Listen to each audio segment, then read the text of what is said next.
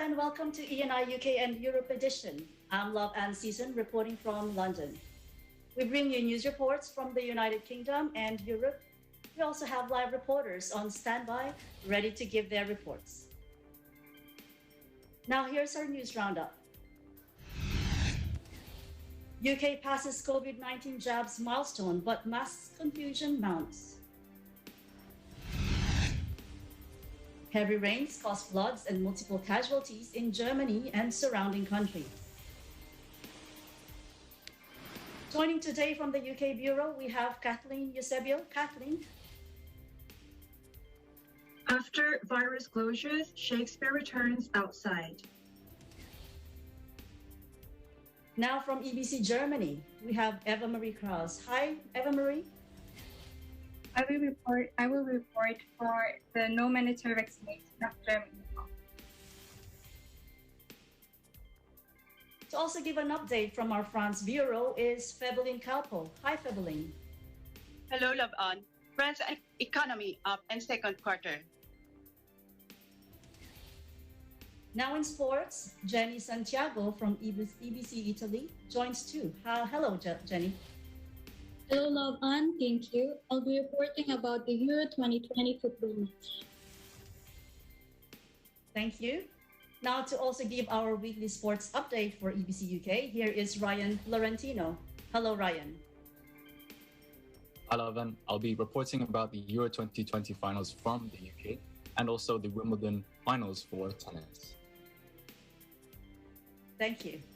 Now in our final segment view, from our window, we head to Nordpark, a green space in Dusseldorf, Germany.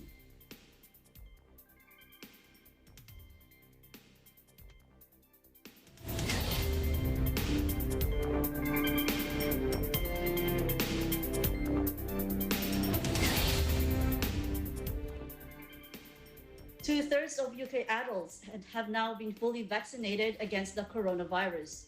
The government said Wednesday, arguing that the breakthrough justified its contentious move to drop most pandemic curbs next week. Just over 35 million second doses have now been administered since the Western world's first mass vaccination rollout began in December, official figures showed. From Monday, the government will lift most restrictions in public gatherings in England and allow businesses to reopen to the concern of scientists who say it's too soon with the Delta variant still spreading rapidly. There will be a patchwork of different rules in face coverings across the UK and within England if other cities and transport operators follow the lead of London Mayor Sadiq Khan. Although the government is lifting the legal mask requirement in England, Khan said that it would remain obligatory for all passengers on London's transport system, including buses and underground trains. Transport Secretary Grant Shapps said Khan's move was very much in line with the UK government's wishes, despite Johnson's insistence that personal responsibility should now take precedence over legal diktat. The UK's other nations, Scotland, Wales, and Northern Ireland, set their own health policy and are moving more slowly. First Minister of Wales, Mark Drakeford, on Wednesday detailed a plan to progressively lift the remaining restrictions by August 7. But it will remain law to wear a face mask on public transport and in most indoor settings in Wales.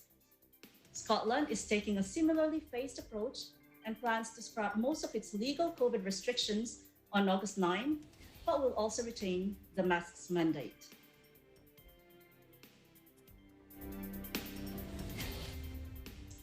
Now on Thursday evening, the number of deaths in flooded regions of Germany was estimated at 59, and 70 people have been reported missing.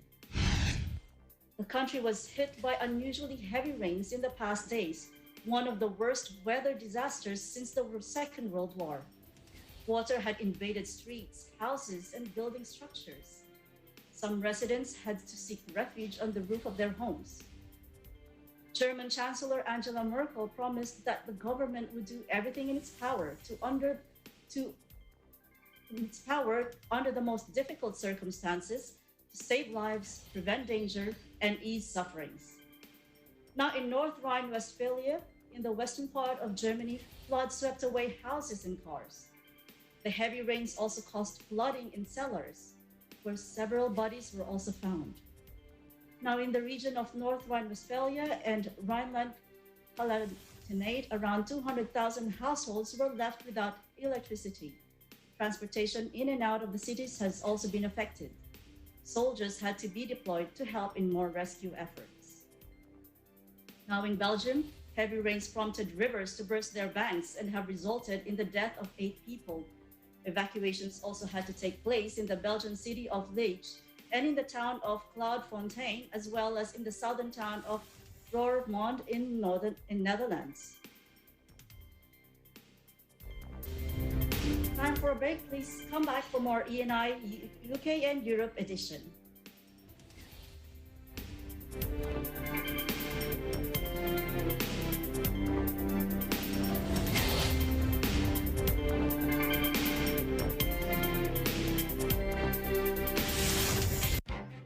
Events happen around us all the time, in our community, in our country, around the world. Events that affect people, move communities, or simply inspire us. Interesting events that people need to know. In these interesting times, we continue to be a competent partner in delivering news about these events. Fast, accurate, balanced, eagle news, because we live in interesting times.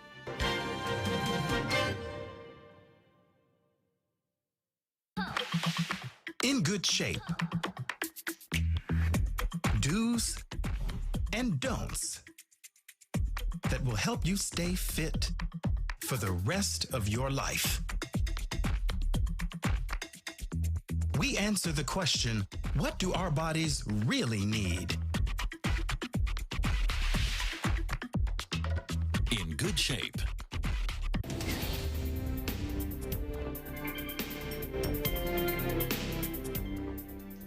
Welcome back to ENI UK and Europe edition. I'm Love and Season.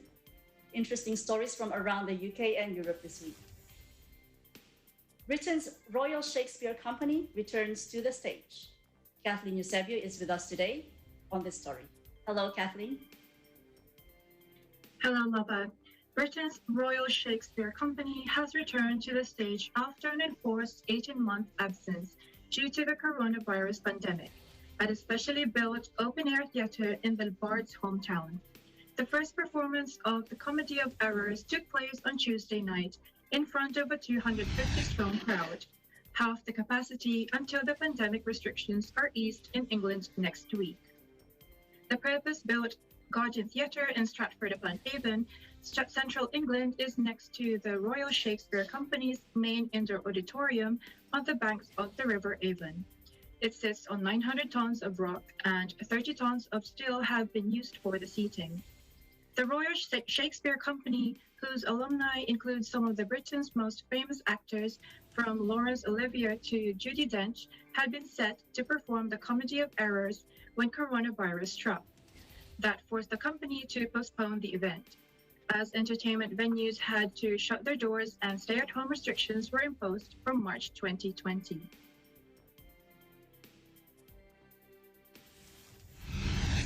Ready to give birth, desperate for the audience to come in. When you do a play like this, it feels like the audience is like an extra character, really, and they sort of inform you how the play works. And of course, everybody in the cast have seen the play so many times, we haven't had any new eyes for a while, so we're really looking forward to them. But we had, masks on in rehearsals, and we were very careful keeping 2 meters, and and we were having regular testing and all of that stuff. But it's a pain, and everybody hates it, but it allows us to put work on. So we're all just delighted to be able to find a way to do it, really. But yeah. I am worried about the future of the theatre in this country, for sure. Yeah, it's been a very difficult year, and of course the repercussions will be felt not just in the next few months, when I think there'll be a great sense of celebration as we're returning to stages, but really in the long term as other factors hit, such as not particularly economic factors in relation to funding and the public's ability to frankly pay for tickets at large. But for now, we're basking in a lot of positivity, and everywhere I walk. The Garden Theatre has forced the Royal Shakespeare Company to adapt. Lighting being trickier outside has had to be redesigned, and actors have to use microphones to be heard without indoor acoustics. Good weather is never guaranteed in Britain, even in the summer months, and the audience is being warned that they may get wet. But while raincoats are encouraged, umbrellas are forbidden.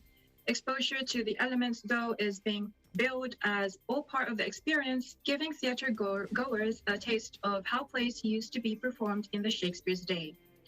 The pandemic has made other changes to preparations, with some members of the public still worry about returning to enclosed spaces. Open-air performances feel like the perfect solution, one of the actors added.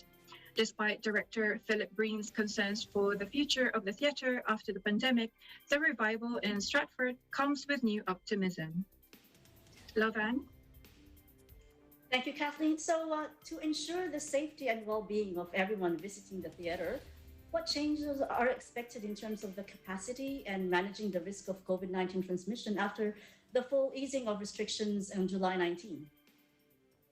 Well, Lovan, from the 19th of July, they will increase the capacity of the Garden Theatre from 250 to 310, which is 62% of the total capacity. This will allow them to maintain social distancing between different groups or households. They will continue to ask you to wear a face covering at all times unless you are in your seat in the theatre or if you are exempt. One-way systems will also continue to operate. Further increases in capacity and changes to their current restrictions will be decided in the coming weeks. Back to you, Laban. Thank you for that story, Kathleen. Hope you can join us again next time. Thank you, Lavan. Reporting from London, United Kingdom, I'm Kathleen Eusebio. We live in interesting times. Now, Germany has no intention to impose a mandatory vaccination as part of its population. To tell us more, Eva Marie Krause is with us today. Hello, Eva Marie. Hello, Lovan.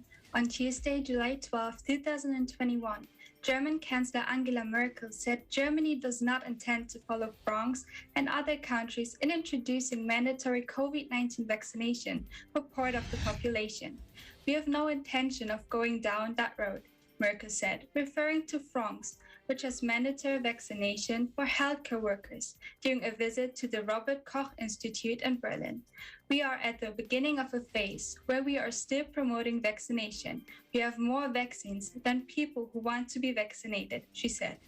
After a slowdown earlier this year, Germany has accelerated its vaccination campaign this summer.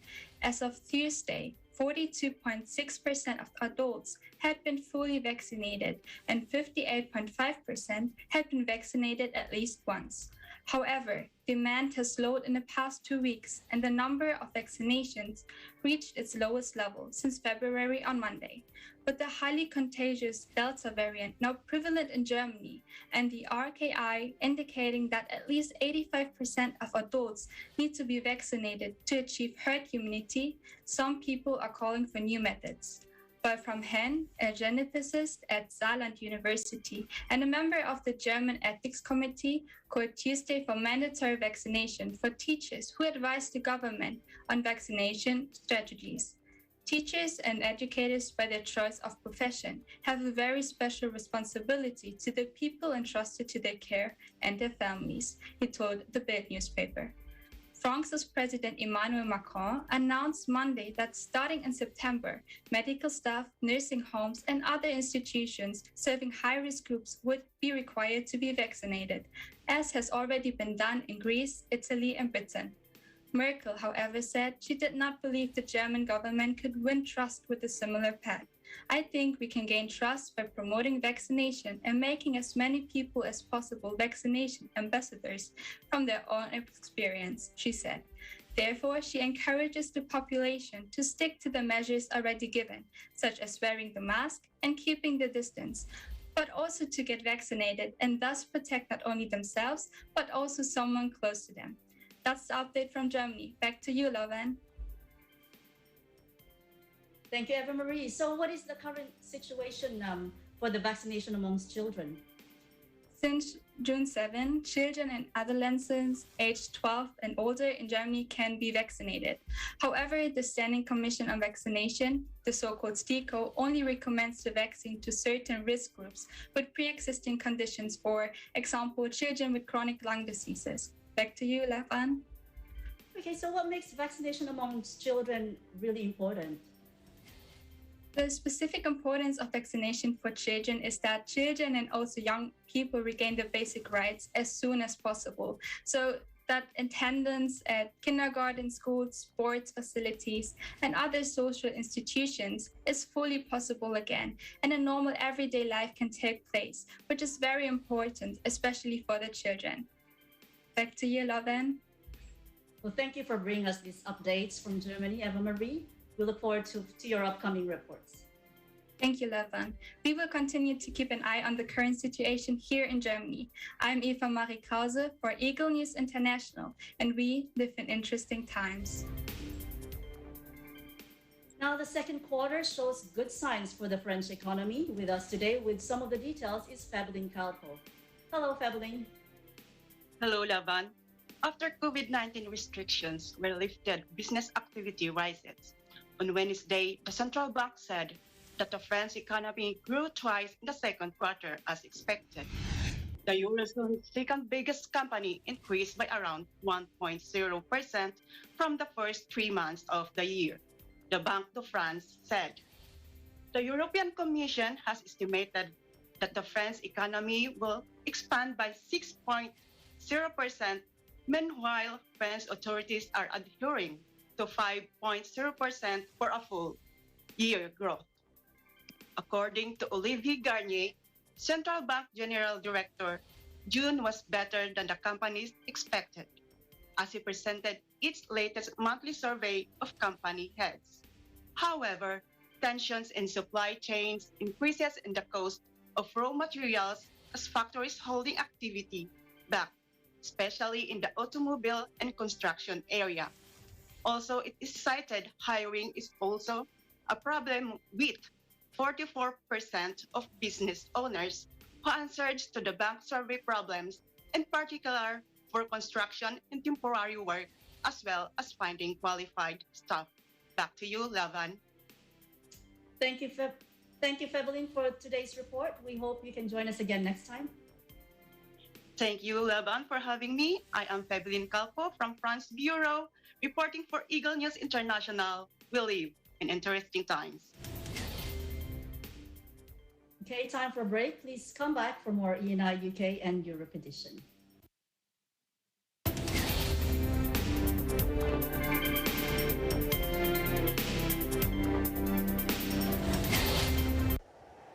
Innovation, digital disruption, globalization.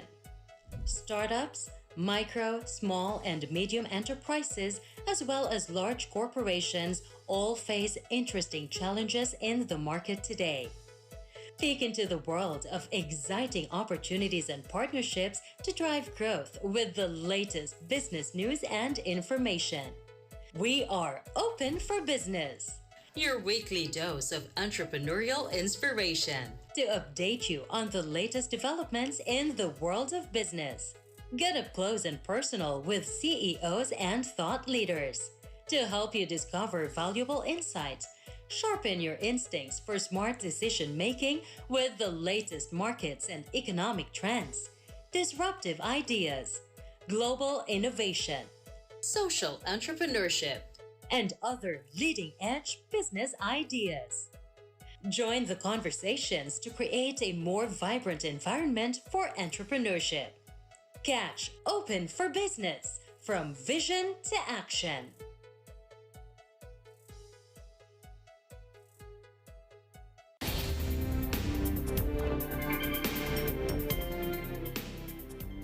Welcome back to ENI UK and Europe edition. I'm Love and Season.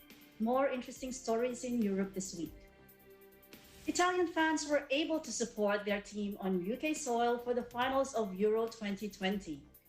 And to give us a glimpse of how Italy celebrated their victory, here is Jenny Santiago with the story. Hello, Jenny. I love Anne, thank you.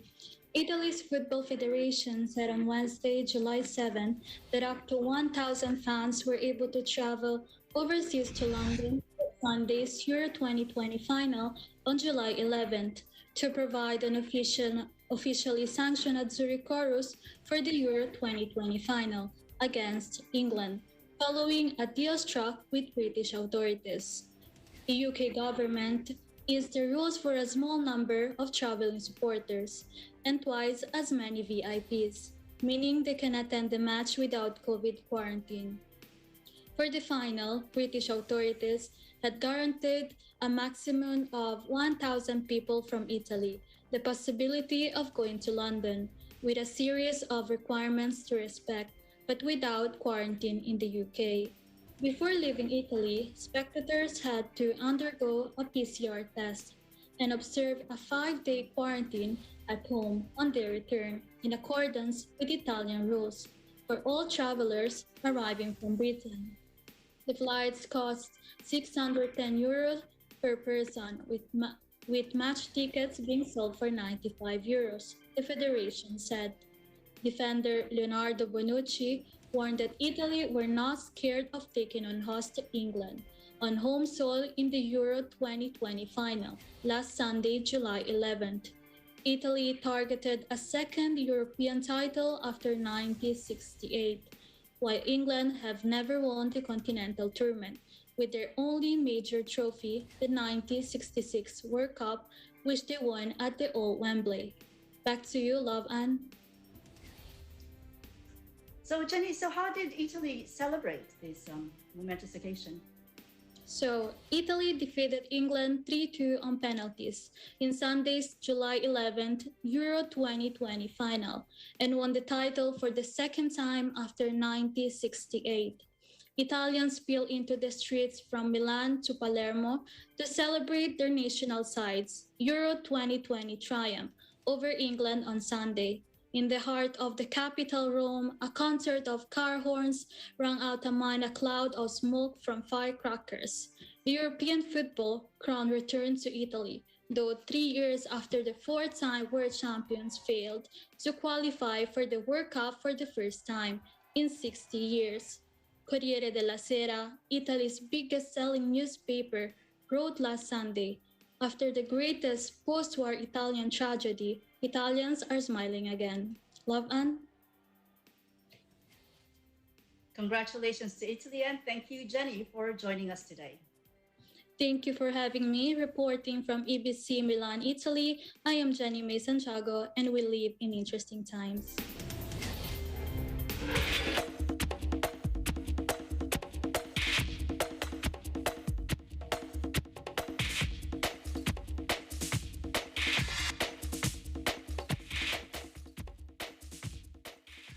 Now to give us our weekly sports update, here's Ryan Florentino. Hello, Ryan. Hello, Van. Thanks once again for having me. And from the UK, Italy's win Euro 2020 with a hard-fought 3-2 victory in the dreaded penalty shootout inflicted more penalty heartache on England to win Sunday's Euro 2020 final. Bukayo Saka missing the decisive kick to deny the hosts after the game at Wembley had ended in a draining 1-1 draw through extra time. Saka's kick was repelled by Gianluigi Donnarumma to give Italy the European Championship trophy for the second time, after completing a turnaround for a team that failed to even qualify for the 2018 World Cup. Italy's triumph came at the end of a shootout in which England scored their first two penalties, but then saw Marcus Rashford and Jadon Sancho also fail.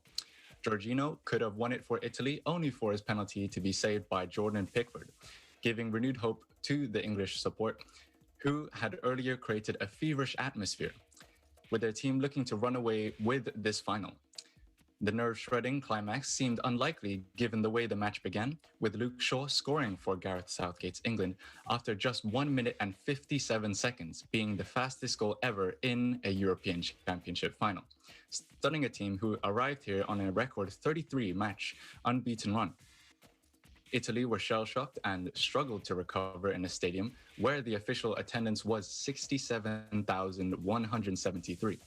But more England fans clearly managed to enter after disgraceful scenes when supporters without tickets stormed the gates. English fans were obviously desperate to see their team finally win a major tournament for the first time since the 1966 World Cup. Italy, though, had most of the possessions after falling behind and deserved their equalizer when it came midway through the second half from Leonardo Bonucci. With no further scoring, this was the first European Championship final to be decided on penalties since 1976, and the decision to let the 19-year-old soccer player step up when he did was a questionable one. It is more penalty agony for England, whose list of previous shootouts exits included losing to Italy at Euro 2012, as well as in the Euro 96 semi-finals against Germany, when Southgate missed the crucial kick. The Azzurri have won 4 World Cups, but their sole European Championship triumph before this dated back to 1968, with the Italian team were deserved winners, and as well for this young England team, they will look forward to the winter of 2020 for the next chance at a major trophy when the World Cup is next contested in Qatar. What an amazing way to end a month of fantastic sports drama, but we're not done yet. With the Olympics due to begin in Tokyo this month, we'll be following Team GB's progress as well as our European neighbors. For Wimbledon's final results, in the women's final, Ashley Barty winning her first Wimbledon title, beating Karolina Pliskova on Saturday. The 25-year-old Australian adds to her Wimbledon crown to her 2019 French Open title. It was the first women's Wimbledon final to go to 3 sets since 2012 with Serena Williams. For Pliskova, it was more heartbreak as the former world number 1 had also fallen at the final hurdle in 3 sets in the 2016 US Open final. At one point, the Hollywood superstar Tom Cruise, looking on it, looked feasible that she could pull off Mission Impossible in winning the title. But it wasn't meant to be, with the world number 1 Barty winning her first Wimbledon title, and she'll look forward to more success to come. In the men's final, Novak Djokovic won a record-equaling 20th Grand Slam title and 6th Wimbledon on Sunday with a 4th-set victory over Italian slugger Matteo Berrettini, with rival superstar Roger Federer hailing the achievement as a wonderful performance. The world number 1 triumphed to move level on 20 majors with Federer and Rafael Nadal. His win will also put him 3/4 of the way to the first calendar Grand Slam of all 4 majors since 1969, and a 6th victory at the All England Club for Djokovic. He will become just the 3rd man in history to complete the calendar Grand Slam. A gold medal at the Tokyo Olympics could give him the first ever golden Grand Slam by a male player, Berrettini bidding to be Italy's first men's Grand Slam winner since 1976. Fought hard, but was overwhelmed by the defending champion. And so comes the end of another Wimbledon championship, and we'll look forward to next year's competition. That's all, Lovan, back to you.